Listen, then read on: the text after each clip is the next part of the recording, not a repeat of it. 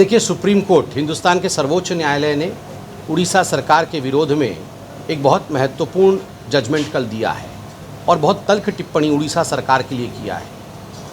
आज से अनेकों वर्ष पहले वेदांता फाउंडेशन, जो अब अनिल अग्रवाल फाउंडेशन के नाम से जाना जाता है, और राज्य सरकार उड़ीसा, इनके बीच में जो MOU हुआ था, उस MOU में ये स्थिर किया गया था, उस MOU में ये निर्णय हुआ था कि लगभग 15,000 एकड़ ज़मीन जगन्नाथ धाम पुरी में ये वेदांता फाउंडेशन को दिया जाएगा एक यूनिवर्सिटी के लिए।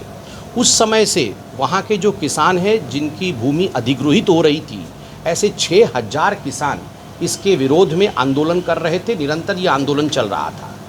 पहले तो उड़ीसा के लोकपाल ने ये कहा कि उड़ीसा सरकार ने ये जो MOU किया है ये गैर कानूनी है, ये इलीगल है और इसको स्क्रैप करना चाहिए।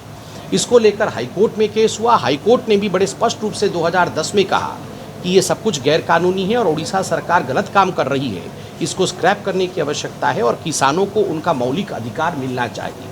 और कल जब ये पूरा विषय सुप्रीम कोर्ट में लंबित था, सुप्रीम कोर्ट ने कुछ ऑब्जर्वेशन उड़ीसा सरकार के विरोध में किया है। पहला ये कि बहुत फेवरेटिज्म हुआ है और आर्टिकल 14 जो एक लॉ ऑफ इक्वालिटी होती है उसको दरकिनार करते हुए उड़ीसा सरकार ने एक निजी कंपनी की तरफ कहीं न कहीं बहुत सारे अनड्यू बेनिफिट्स दिए हैं, फ़ायदा पहुंचाने की कोशिश एक कंपनी को किया है।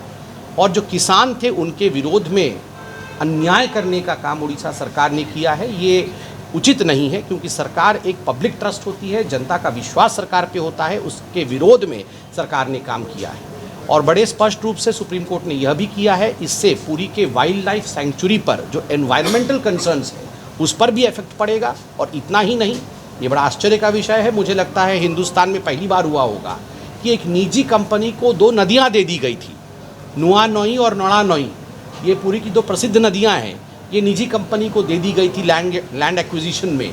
सुप्रीम कोर्ट ने कहा नदियाँ पब्लिक की प्रॉपर्टी होती है, किसी भी कीमत पे पब्लिक की प्रॉपर्टी नदियों को आप निजी कंपनी को नहीं दे सकते, क्योंकि इससे पूरी की जनता को कहीं न कहीं बहुत असुविधा होती है। इन सबको बेस बनाते हुए सुप्रीम कोर्ट ने इस MOU को खारिज किया है और निजी कंपनी पे फाइन भी लगाया है और राज्य सरकार पे तल्ख टिप्पणी की है। ये जीत किसानों की है, ये जीत भारतीय जनता पार्टी की है, क्योंकि भारतीय जनता पार्टी ने भी आवाज़ उठाई थी।